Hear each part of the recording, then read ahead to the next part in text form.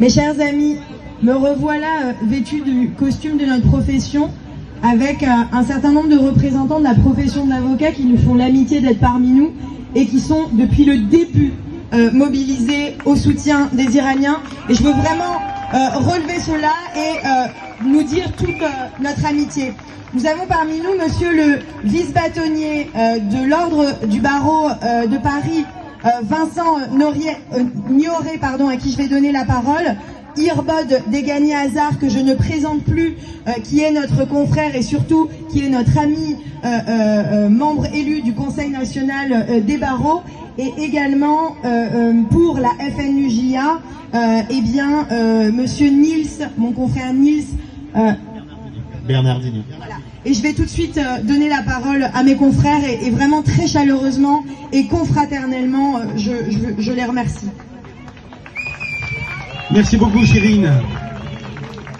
Nous sommes ici parce que nous n'avons qu'une seule parole. Et comme l'a dit Chérine, nous sommes là depuis le début pour soutenir, au nom du barreau de Paris, avec à sa tête la bâtonnière Julie Couturier, le peuple iranien, et en particulier les femmes iraniennes, femmes, vie, liberté, et les avocats iraniens, qui sont victimes d'une véritable boucherie, d'un véritable carnage.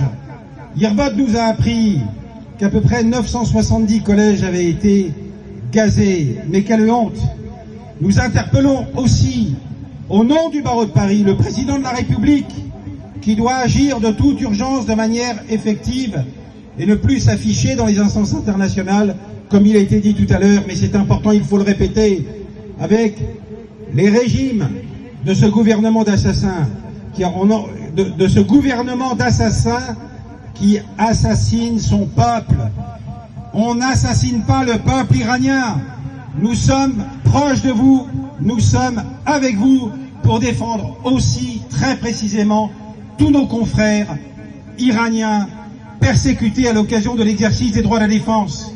Nous n'avons jamais vu ça. C'est exceptionnel.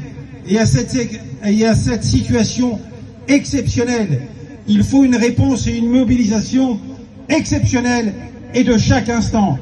Soyez assurés de notre soutien par le cœur, l'esprit et par l'action. Janjian Azadi.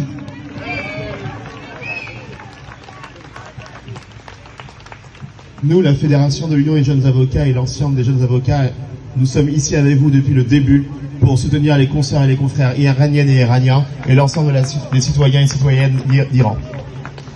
Tout d'abord, nous sommes scandalisés par l'arrêté d'interdiction qui nous empêche de manifester devant l'ambassade d'Iran, soi-disant pour des troubles à l'ordre public.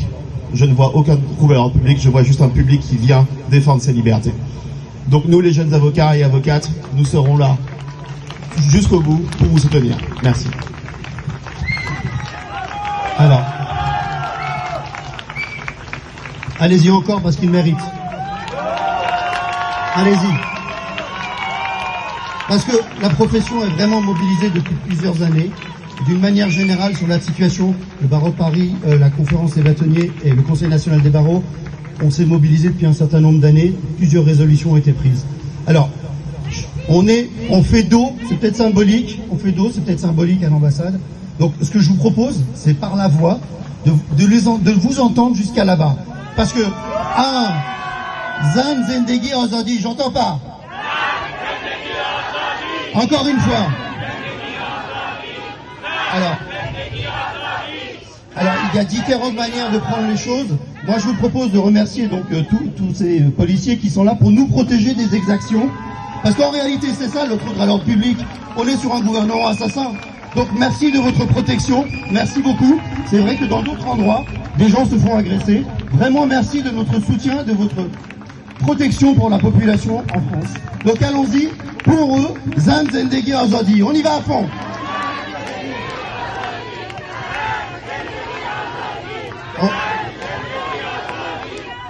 On a un moment quand même très important. Je pense que Femme, Vie, Liberté, c'est important pour qui? C'est important pour nous. C'est, tu le disais, je pense que tu l'as déjà dit aujourd'hui et d'autres l'ont dit, c'est historiquement, c'est vrai, la première révolution féminine, mais elle n'est plus là aujourd'hui. C'est une révolution d'un peuple qui demande à être libéré. C'est un peuple qui est kidnappé aujourd'hui, qui demande à être libéré. Et donc, très clairement, pour les étudiants, pour les jeunes, pour les mères de famille qui n'ont pas l'accès à leurs enfants, qui n'ont pas accès aux tombes, pour toute la population qui est exsangue aujourd'hui, pour les avocats qui ne peuvent. Vous savez, la petite blague qui est de dire que allons voir mon avocat, vous inquiétez pas, il sera dans la cellule d'à côté, c'est dramatique, sauf qu'elle existe réellement. Depuis la semaine dernière, il y a eu 70 avocats qui ont été convoqués dans un tribunal exceptionnel qui se trouve dans la prison. C'est quand même sympa d'être convoqué directement dans la prison. Hier et avant-hier, il y a déjà eu des premières condamnations, dont 11 mois ferme pour certains. Donc à partir de ce moment-là, je pense qu'ils ont besoin d'entendre notre voix. Et pour entendre notre voix maintenant, fin de vie, liberté, vraiment, on va y aller fort, parce qu'ils n'entendent pas là-bas. On va y aller très fort. Pour les minorités, pour les jeunes, pour les familles, pour les grévistes, pour les avocats, pour les prisonniers politiques,